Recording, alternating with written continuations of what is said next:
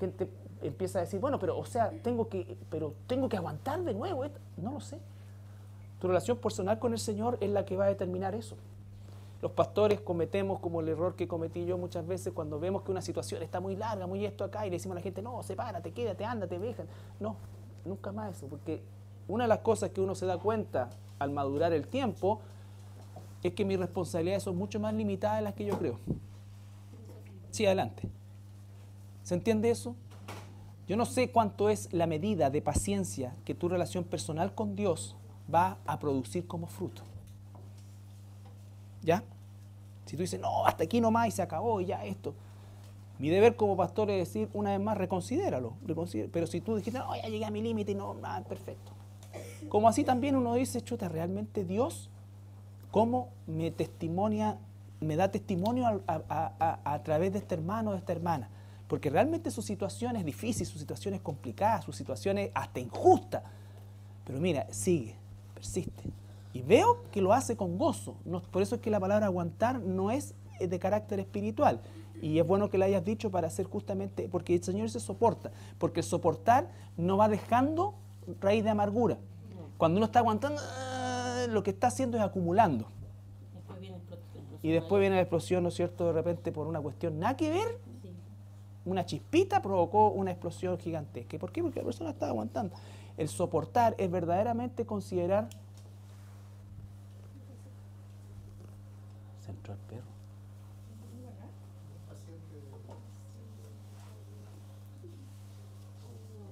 ¿Alguien se quiere llevar un hash papi? Edad calculada promedio, 8 meses. Ah, no, pues no lo entré. Se le veía afuera. Pobrecito. Bueno. Sí. Sí. ¿Ya? Ya, dile, dale. ¿Y qué si Dios, queriendo mostrar su ira y hacer notorio su poder, soportó con mucha paciencia los vasos de ira, preparados para destrucción? Lo vuelvo a leer porque de ahí Dale, dale. Disculpe. ¿Y qué si Dios, queriendo mostrar su ira y hacer notorio su poder, soportó con mucha paciencia los vasos de ira preparados para destrucción? Claro. Dice entonces que Dios, Él también decidió soportar y frenar los vasos de ira que tenía preparados para destrucción. ¿Ya? Entonces la paciencia de Dios es como cuando Dios iba a destruir Nínive y Él le extiende una oportunidad más, ¿no es cierto? Extiende su paciencia. Eso, por supuesto, es parte de la soberanía de Dios. ¿Por qué tuvo esa paciencia con Nínive y no tuvo esa misma paciencia a lo mejor con otra ciudad? Esas son conclusiones que tú y yo nunca debemos ni siquiera asomarnos a buscar. ¿Ya? Porque Dios hace como quiere y Él siempre tiene la razón. Siempre tiene la razón. ¿Ya? ¿Ah? Claro. Entonces,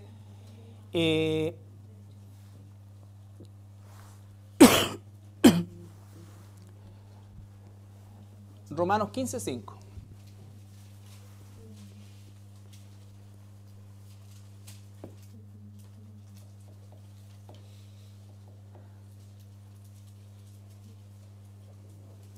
¿Ya? Pero el Dios de la paciencia y de la Consolación. os dé entre vosotros un mismo sentir según Cristo Jesús. Ya. Dios de la paciencia y de la consolación. Dios tiene paciencia, ¿no es cierto? Él extiende. Por ejemplo, muchas veces la gente que lee la Biblia o que tiene algún conocimiento de la Biblia, sobre todo en el Antiguo Testamento, pero no tiene el Espíritu de Dios o es una persona inmadura, va a considerar que Dios es un Dios castigador en el Antiguo Testamento y se olvida que Dios es un Dios de paciencia.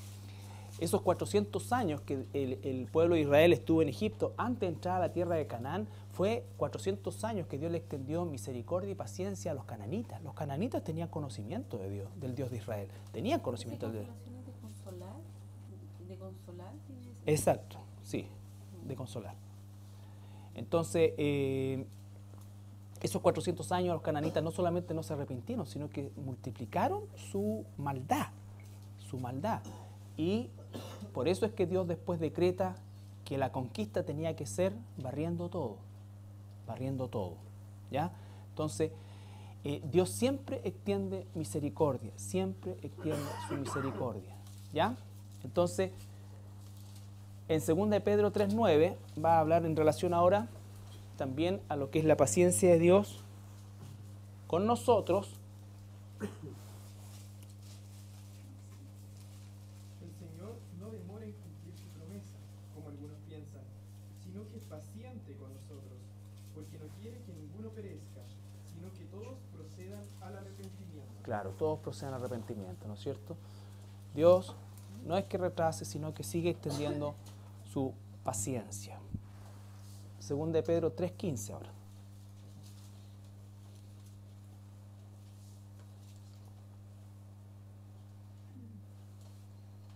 Y tened entendido que la paciencia de nuestro Señor es para salvación, como también nuestro amado hermano Pablo, según la sabiduría que le ha sido dada, os ha escrito.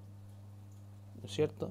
Siempre Dios está extendiendo paciencia. Cada día que pasa es una macrotumia para el mundo perdido y por supuesto también para que sus hijos, porque esto también es aplicable a nosotros, sus hijos, sobre todo el versículo 9 que acabamos de leer, ¿no es cierto? Que vengamos al arrepentimiento también, porque nosotros vamos a ser, todos los hijos e hijas de Dios, vamos a ser examinados en el tribunal de Cristo, ¿no es cierto? Antes de pasar a las bodas del Cordero tendríamos que rendir cuenta de todas nuestras cosas y el Señor ahí va a sacar a la luz todo lo oculto. Por eso que uno tiene que, ahora es el tiempo de pedir perdón, porque si no el Señor cuando sea ese tribunal de Cristo lo va a ventanear o se va a enterar todo el mundo de aquello que ocultaste y te fuiste a la tumba con ese pecado que no confesaste ni al Señor, ni a tu hermano, ni esto, ni nada. Va a pasar porque todo lo que está oculto va a tener que salir a la luz. Va a tener que salir a la luz. ¿Ya? Recuerda, ese juicio no es para condenación, sino que es el examen que Dios nos hace, ¿no es cierto?, antes de pasar a las bodas del Cordero. ¿Ya? Y 1 de Juan, capítulo 2, versículo 1, que en definitiva no tiene directa relación con la palabra paciencia, pero sí, ¿no es cierto?, tiene que ver con la paciencia que Jesús nos extiende cada día a nosotros como sus hijos que pecamos, ¿no es cierto? Hijitos míos, estas cosas os escribo para que no pequéis. Y si alguno hubiera pecado, abogado tenemos para con el Padre a Jesucristo justo. Entonces aquí es donde se producen los equilibrios que Dios siempre nos está mostrando en su palabra. Por un lado, ¿no es cierto?, dice Romano, el apóstol Pablo dice, bueno, ¿cómo es que nosotros, si ya hemos sido salvados y somos salvados por la gracia, vamos a pecar deliberadamente? La respuesta es por supuesto que no, ¿no es cierto? Pero también nos dice que si pecamos, abogado tenemos para con el Padre a Jesucristo el justo. Entonces, en esa paciencia Dios también nos sigue extendiendo su perdón, su restauración, ¿no es cierto?, su reintegración por medio de nuestro Señor Jesucristo. Entonces, cuando nosotros estamos pensando en paciencia, estamos primero que nada, a la mente tuya y a la mente mía, como hijo e hija de Dios, tiene que venir justamente la paciencia que Dios ha tenido, tiene conmigo y tendrá, ¿ya? Porque bajo ese parámetro, ¿no es cierto?, es que yo comienzo ahora a practicar el fruto espiritual de la paciencia en lo horizontal. La expresión práctica del amor, de la paciencia, no es hacia Dios, no es que yo le tenga paciencia a Dios, ni que le ame a Él, le amo, pero Él me amó primero. Todo eso está en relación a que tiene que ser plasmado hacia la horizontal. Dice que si yo digo que amo a Dios que no veo y aborrezco a mi hermano que sí veo, esa es una declaración falsa. Además, ¿no es cierto?, da de gracia lo que hemos recibido de gracia y todo eso que en definitiva tiene que ver con esta horizontalidad, porque estamos siendo transformados verticalmente para poder extender esto en un plano horizontal. Y por supuesto que uno de los aspectos de nuestra convivencia diaria y todas las relaciones interpersonales de alguna manera siempre van a encontrar dificultades porque somos distintos, somos pecadores, ¿no es cierto? Y esto de Efesios 4:2, ¿no es cierto?, que está en el contexto directo, en el pasaje, ¿no es cierto?, el contexto es la iglesia, la familia de la iglesia, ¿no es cierto? Y toca la familia de la iglesia porque obviamente la familia sanguínea es temporal, pero la familia espiritual es eterna. Y Pablo, al igual que el Señor, por supuesto, y la Biblia, es un reconocimiento permanente a la unidad, que es lo contrario, ¿no es cierto?, a dispersar y a dividir. El concepto de la unidad. Dice, solícito en guardar la unidad, en el vínculo de la paz, y dice y da las claves, ¿no es cierto?, de cuál debe ser la actitud de un fruto verdaderamente de paciencia en la convivencia que tenemos nosotros como hermanos, como pueblo de Dios. ¿Ya? ¿Quién lo tiene?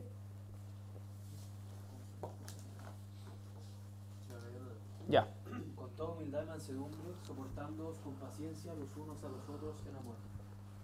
¿No es cierto? Dice primero, solicito en guardar la unidad, todo esto, y dice con toda humildad, mansedumbre, que son también parte de estos frutos espirituales, el amor, la paz, la paciencia, ¿no es cierto?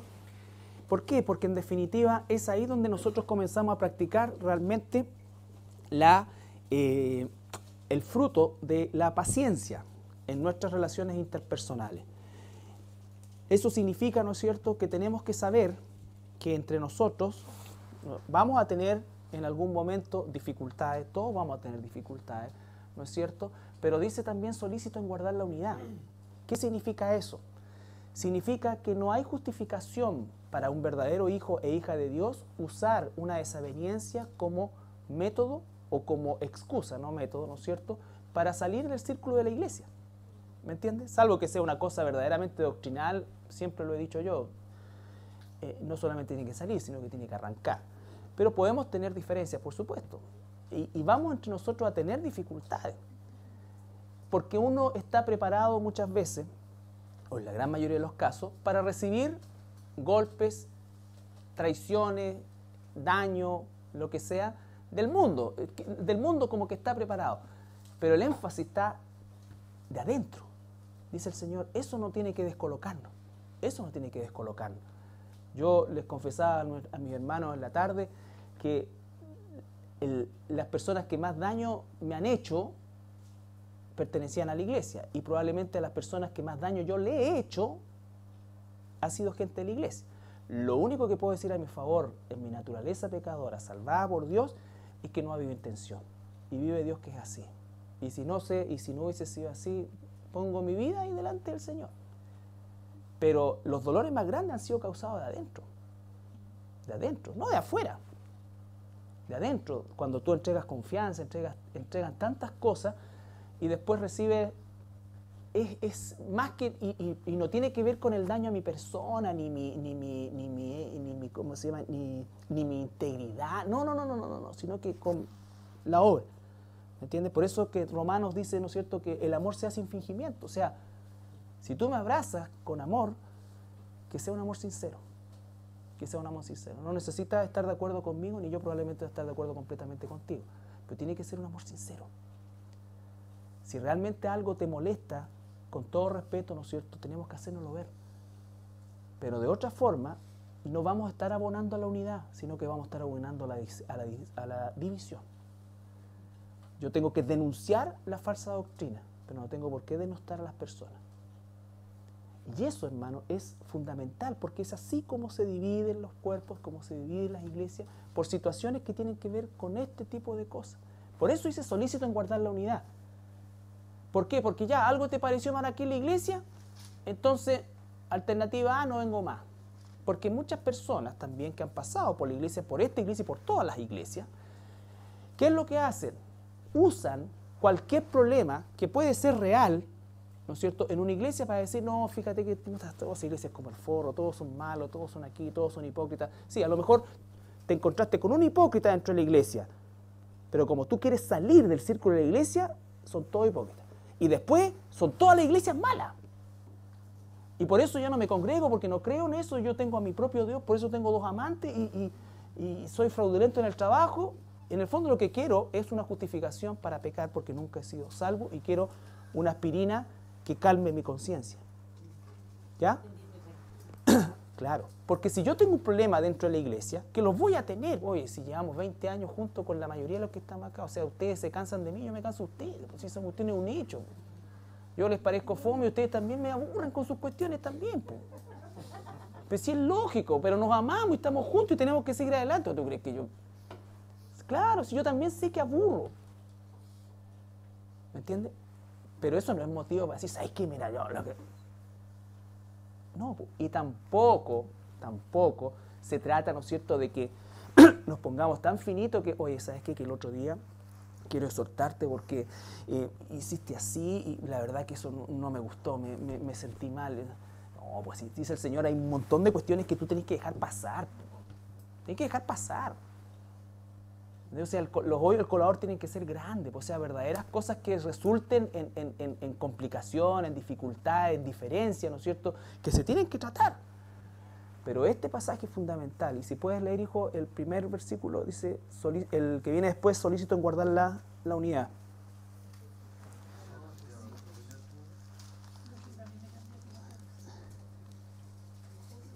Versículo 3. Un cuerpo y un espíritu, como fuiste también llamados en una misma esperanza. Desde el versículo 3, Oscarito. Ya. Solícitos en guardar la unidad del espíritu en el vínculo de la paz. ¿Te das cuenta que mezcla todos o combina todos los frutos espirituales que hemos estado viendo? Porque esa es justamente la direccionalidad de esto. ¿Qué quiere atacar Satanás? La unidad. La unidad en tu matrimonio, la unidad con tus hijos, la unidad con tu iglesia, la unidad en todo orden de cosas. Donde Dios une, Satanás quiere dividir. ¿Ya? Y nosotros tenemos que estar atentos a eso. Solícito en guardar la unidad. Un cuerpo, un espíritu, y sigue después adelante. Sigue. ¿Ya? Por lo tanto, nuestra paciencia con el prójimo, mi hermano, mi hermana, tiene que ser una paciencia basada en el amor, en la sinceridad, en la espera, en la transparencia, en todo lo que implica, ¿no es cierto?, verdaderamente el amarnos como Dios nos ama. Dios nos muestra nuestro pecado. Así también debemos operar nosotros. ¿Ya? Pero pecado. ¿Ya? No, ¿cómo se dice? No una mera apreciación personal o una situación que tenga que ver con, ¿cómo decirlo?, con subjetividades muchas veces. ¿Ya? Con subjetividades, que vuelvo a insistir, o sea, oye, el otro día pasé y tú, no sé, pues hiciste como así, y yo, no sé, pues me fui a la casa y lloré 2 días porque, ¿por qué me hiciste así? Todavía hasta el día de hoy no me explico por qué me hiciste así. Y tú le decís, ¿qué especie? Era una mosca. Ah, ese tipo de rollo y cuestiones, no den lugar al diablo, no demos lugar al diablo en eso. Cosas reales. ¿Sabes qué? El otro día te escuché que la salvación se pierde o que Jesús no es el único camino. Ahí tienes que agarrarlo a palos con la Biblia, y con amor, con todo lo que significa, pero ser drástico en eso. ¿Ya? Es como gente que llegaba aquí y de repente dice, oye, aquí no está el Espíritu de Dios. Mira la liviandad para decir una cosa de esas características. No está el Espíritu de Dios porque yo no siento que esté. O sea, ¿quién te puso como termómetro espiritual para decir dónde está o no está el Espíritu? No sabe nada de eso. Entonces, todas esas cosas, estamos llenos de eso. Y tenemos que ser solícitos en guardar la unidad en todo orden de cosas. Tener paciencia, dice, soportándonos unos a otros, soportándonos con mi hermano, soportándonos unos a otros, pero en amor, que es el vínculo perfecto. ¿No es cierto? En amor. ¿Por qué? Porque cuando es verdaderamente en amor y es como fruto espiritual, nunca quedamos resentidos. ¿Cuándo quedamos resentidos? Cuando estamos nosotros tratando de hacerlo a nuestra manera, aguantando, y estamos haciendo una cosa natural. ¿Ya? Estamos como el mundo, perdón, pero no olvido. Imagínate si el Señor perdonara y no olvidara nuestros pecados.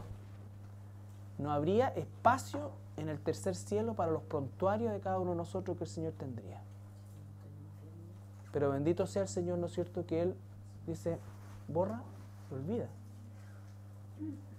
¿Ya? Borra y olvida. Según de Timoteo 4:2, que dice también que la predicación en todo tiempo. Que predique la palabra, que entre a tiempo y fuera de tiempo, redarguye y reprende, exhorta con toda paciencia y doctrina. Con toda paciencia y doctrina. No solamente paciencia, sino que paciencia y doctrina. ¿Cuándo? En todo tiempo. Siempre estamos nosotros sembrando. ¿Ya? Sembrando individualmente, sembrando congregacionalmente, sembrando. Siempre con paciencia, con amor y con doctrina. Ahora un aspecto de la paciencia que es clave.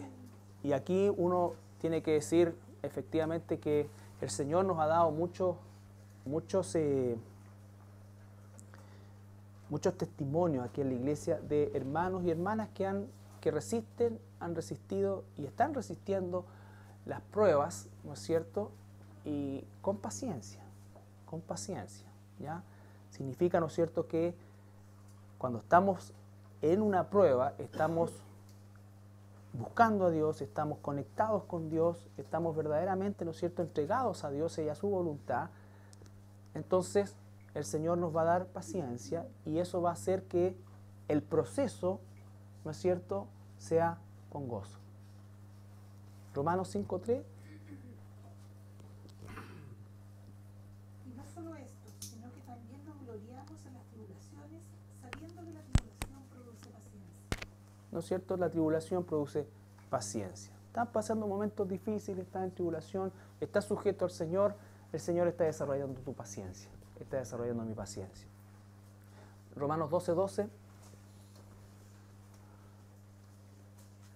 Gozosos en la esperanza, sufridos en la tribulación, constantes en la oración. Eso es como debe la actitud, porque la paciencia no es algo pasivo, sino que algo activo. Pero en eso, gozoso en la esperanza, sufrido en esto, constante en la oración. Según de Tesalonicenses 1:4. Porque conocemos, hermanos amados de Dios, vuestra elección.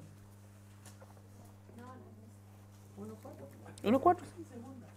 Según de Tesalonicenses. Anoté primero. Acá está. 1:4. Tanto que nosotros mismos nos gloriamos de vosotros en la iglesia de Dios, por vuestra paciencia y fe en todas vuestras persecuciones y tribulaciones que soportáis. Ya, entonces Pablo dice, yo me glorío, su testimonio es para mí motivo de darle gloria a Dios, porque veo la paciencia que ustedes tienen en las pruebas, las persecuciones, las tribulaciones. ¿Ya? Entonces, las tribulaciones, las pruebas que van a venir a nuestra vida, van a desarrollar la paciencia, ¿no es cierto? El esperar en Dios, Hebreos 10:36. Porque no es necesaria la paciencia para que habiendo hecho la voluntad de Dios, obtengáis la promesa. Otra vez, ¿no es cierto? Porque os es necesaria la paciencia. ¿Ya? Para que habiendo hecho la voluntad de Dios, Ahí está, para que habiendo hecho la voluntad de Dios, obtengáis la promesa. ahí hay tres factores que son importantísimos, ¿no es cierto? Primero, el concepto de la paciencia, de esperar en Dios, pero haciendo la voluntad de Dios. Recuerda que nosotros estamos estudiando el tema de la voluntad de Dios, hemos visto dos partes, son 4, ¿no es cierto? Pero la primera es establecer la relación correcta, ¿no es cierto? Yo soy esclavo, Él es el amo. Lo segundo, que Él es soberano sobre todo, ¿ya? Lo tercero, que vamos a ver este domingo, ¿no es cierto?, es verdaderamente en lo práctico, cómo se traduce el hacer la voluntad de Dios. ¿Por qué? ¿Cuál es la pregunta que nosotros nos hacemos, ¿no es cierto? Es, ¿con quién me voy a casar? ¿Con quién tengo que esto? ¿Qué voy a hacer? ¿Voy a estudiar? ¿Qué voy a, tengo que viajar? ¿No tengo que viajar? ¿Tengo que hacer esto? ¿Tengo que hacer esto? Y eso es el final del proceso. El Señor dice, la voluntad de Dios es vuestra santificación. La voluntad de Dios es que sea lleno del Espíritu Santo. La voluntad de Dios es que seáis agradecido. La voluntad de Dios es que seáis sufrido. La voluntad de Dios es, ¿me entiendes? Entonces, está eso. Estoy haciendo la voluntad de Dios. Si estoy haciendo la voluntad decretal de Dios, Ahí es donde viene el Salmo que dice que Él concederá las peticiones de tu corazón, porque estoy controlado por Dios. ¿No es cierto? Entonces, eso es importante. Alguien va a decir, un jovencito, ¿no es cierto? La voluntad de Dios a lo mejor que me case con esta niña, pero si no es cristiana, no es cristiano, obviamente ya inmediatamente viola la voluntad decretal de Dios y queda eso a la deriva. Queda eso a la deriva. Por eso es fundamental lo que dice, hacer la voluntad de Dios y recibiremos, ¿no es cierto?, la promesa. Y recibiremos la promesa. Si no somos pacientes, no somos obedientes, no podemos cosechar promesa. No podemos cosechar promesa. ¿Ya? Entonces, la paciencia durante las pruebas. Y tengo un último punto que es justamente relacionado con lo anterior, que tiene que ver con la paciencia con el futuro, que es aquello que nosotros no conocemos, que Dios conoce, ¿no es cierto? Y Él sabe todo el plan de nuestras propias vidas, y el hacer su voluntad, el sujetarnos a su voluntad, va a hacer que también tengamos una espera correcta, con paciencia, como fruto espiritual, ante los eventos futuros. ¿Qué es lo que tiene que ocurrir entonces? Que nosotros verdaderamente escuchemos al Señor. ¿Ya? A veces hablamos mucho al Señor, pero escuchamos poco al Señor. Tiempo de silencio, tiempo de meditación en su palabra, ¿no es cierto? Dios también va a hablarme por medio de su palabra y va a hablar su espíritu a mi espíritu. El Salmo 37:7 dice: guarda silencio ante Jehová y espera en él. No te alteres con motivo del que prospera en su camino, por el hombre que hace maldades. Ya, ahí está el contexto, ¿no es cierto? Específicamente cuando un hijo o hija de Dios comienza a alterarse, inquietarse, porque ve, ¿no es cierto?, que el vecino, que es un impío de miércoles, ya va y ve eso y esto allá y acá, y le va súper bien, y esto, y yo que soy cristiano, que hago esto, empieza a hacer ese tipo de comparación. Entonces el Señor dice, no te alteres por eso, espera en el Señor, espera en el Señor. Pero dice, está atento tu oído, espera en el Señor. Y eso es parte de lo que nosotros vemos. El mundo es inmensamente injusto, no hay justicia en el mundo, y nosotros estamos insertos en esa realidad. Por lo tanto, vamos a ver más bien manifestaciones injustas que manifestaciones justas. Mi papá tenía un dicho que decía que el que nada hace, nada teme, y la verdad que hoy día no importa si haces o no haces, el temor está igual. El punto es a qué le temes. Si yo tengo temor de Dios, entonces debo estar tranquilo porque Él es mi abogado, Él es mi defensor, Él es mi protector y estoy en sus manos. Si Él determina tal cosa, eso va a ser. ¿Ya? Pero yo y tú tenemos que hacer su voluntad expresa. El Salmo 40, versículo 1 y 2 dice: pacientemente esperé a Jehová y se inclinó a mí y oyó mi clamor y me hizo sacar del pozo de la desesperación, del lodo cenagoso, puso mis pies sobre peña y enderezó mis pasos. Ahí está, ¿no es cierto? Pacientemente esperé en el Señor, haciendo su voluntad. Estaba en el lodo cenagoso, pacientemente esperé, Él me sacó. Él me sacó. Él me enderezó. ¿Ya? Entonces, pero pacientemente esperé. No me desesperé, esperé. Como decíamos recién, el pasaje en Romanos, gozoso en la alegría, ¿no es cierto? Sufrido en el sufrimiento y constante en la oración.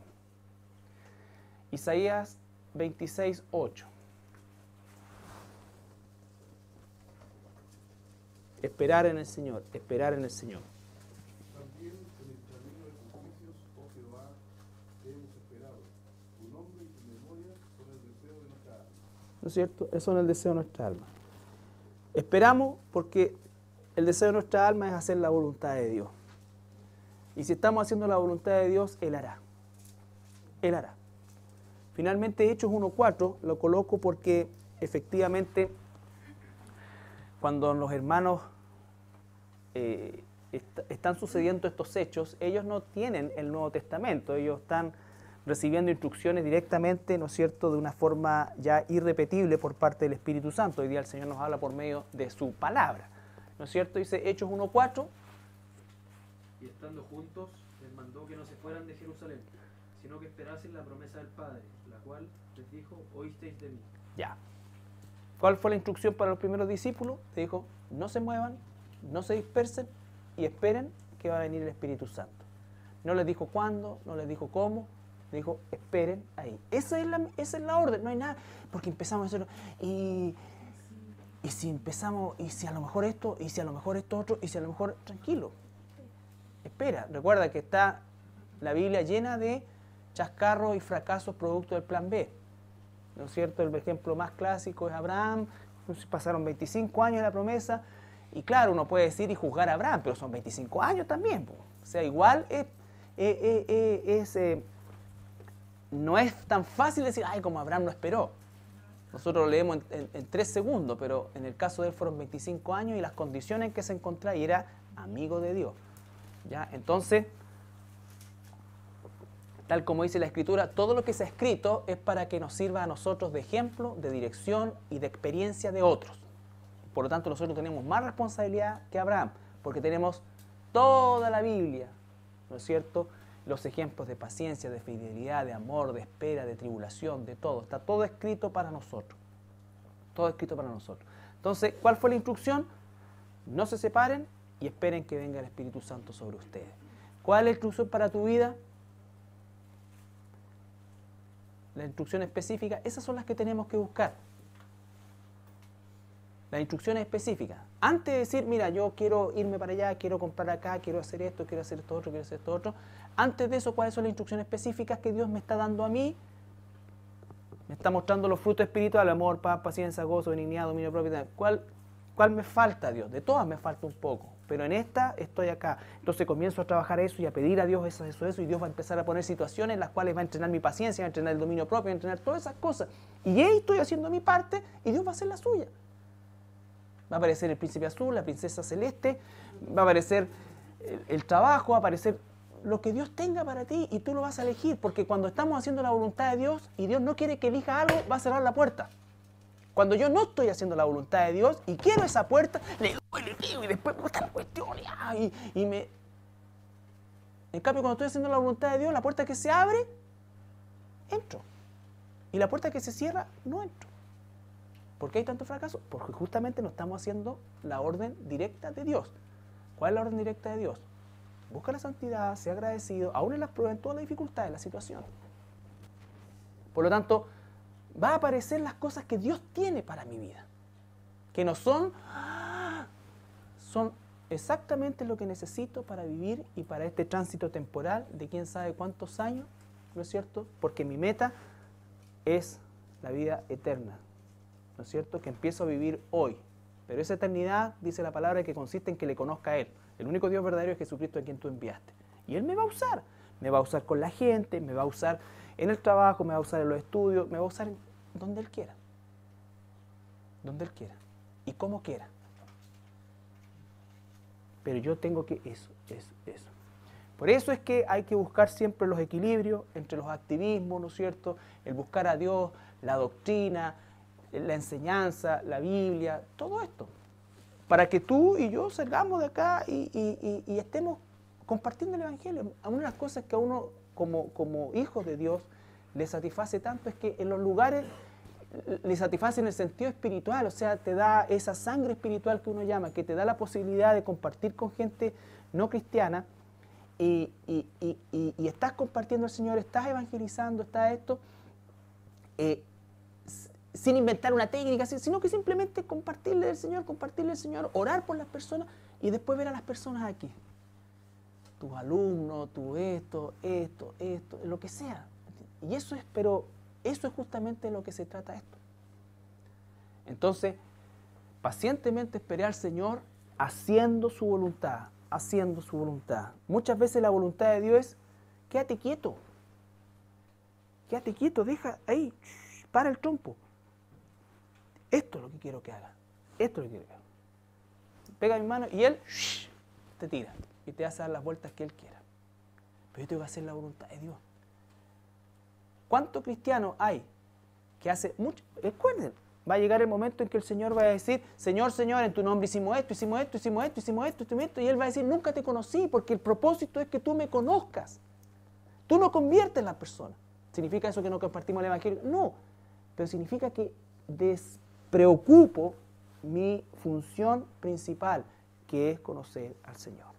No es engordar teológicamente, es conocer al Señor. Porque si lo que tú hoy día estás recibiendo aquí, y ahí viene la responsabilidad personal, es una información más para tu cabeza que no va al plano práctico, o sea, si tú no sales de aquí o yo no salgo de aquí preguntándome cuál es la medida de paciencia que hoy tengo y cuál es la medida de paciencia que Dios quiere darme, ¿no es cierto?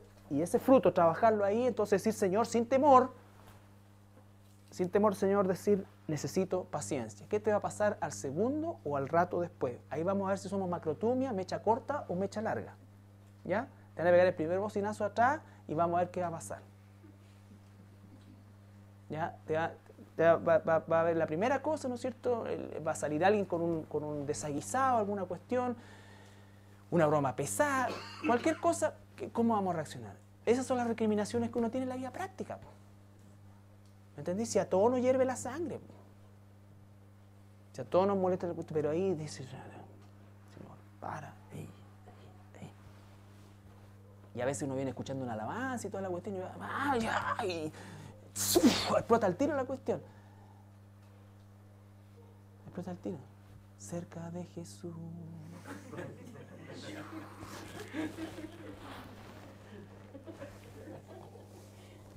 Entonces, miserable de mí, realmente miserable de mí. Y eso es un problema con el temperamento que Dios tiene que trabajar y lo va a trabajar y lo va a trabajar, lo va a trabajar. Por eso es que el Señor también tiene clave de dónde colocarnos, cómo colocarnos. Él conoce mi temperamento, conoce esto. Yo no podía haber tenido otro puesto que no fuera el de pastor. Porque ahí me tiene amarrado por todos lados. Por todos lados. Libre, pero completamente encadenado a Él. Completamente encadenado a Él. ¿Me entiendes? Entonces no es por mérito ni qué, ni nada. No, Dios tiene y elige eso. Pablo, según lo que cuenta la Biblia y lo que son los escritos espurios, Pablo no tenía, más bien era feuchito, ¿no es cierto? Pero era un hombre orgulloso. ¿En qué basaba su orgullo? Acuérdense que él vivía en una cultura helénica que hacía un culto, ¿no es cierto?, a la belleza, tal como ocurre hoy día, ¿ya? Pero ¿dónde estaba él su orgullo? En su formación, en su linaje, en su estudio, en su intelectualidad. Dios lo pescó y lo llevó al tercer cielo, le mostró cosas que no le mostró a ninguno de sus otros apóstoles.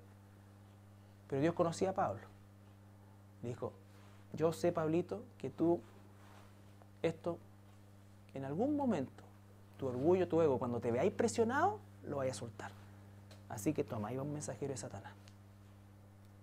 Y Pablo le dijo, Señor, si ya aprendí la lección, si no voy a hablar, nunca me voy a jactar de que yo... No, bástate mi gracia, mi poder ser. Entonces ahí entiende ahí. Hay propósito en eso. Hay propósito en el Señor de eso. Entonces a veces nosotros tenemos que entender por qué tenemos la esposa o el esposo que tenemos. Por qué tenemos los medios donde estamos o donde no estamos. A veces estamos luchando contra algo que Dios ha permitido soberanamente que esté. Porque si no está, nos desbandamos. Entonces, por eso es tan importante el concepto macrotumia. Y esto no es ni para abusar, ni para esto, ni para dejarse, ni para quedarse. Es sencillamente para entender que Dios está en control de todo. ¿Ya? Dios está en control de todo. Nunca dice si Job, por ejemplo, se volvió a casar.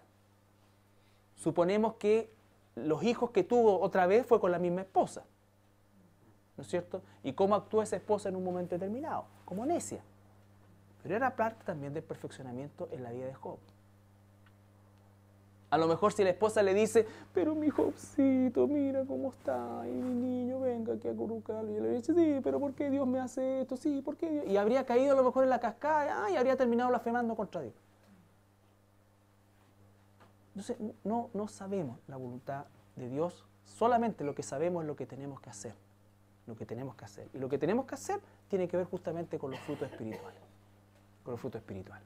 Entonces, el tema de la paciencia tiene, por supuesto, al igual que todos los otros frutos, tiene extensísimo tratamiento en la Escritura. Esto es simplemente un canapé para que cada uno de nosotros obedientemente busque al Señor, porque estos son los frutos que el Señor quiere encontrar en sus hijos. Estos son los frutos que el Señor quiere encontrar en sus hijos. Hemos visto amor, paz, gozo, paz paciencia. ¿Ya? La paciencia nos va a llevar al quinto, que es la benignidad. La benignidad. ¿Qué es lo que es la benignidad? ¿Ya? Ok. ¿Alguna paciente pregunta?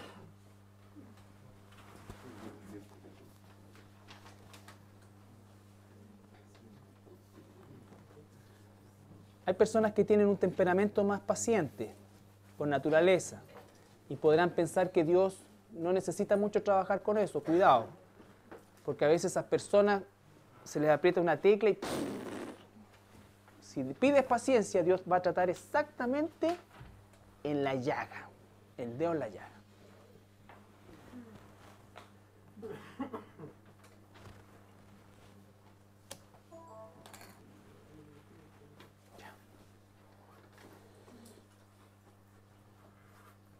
Sergito, ¿puedes orar tú?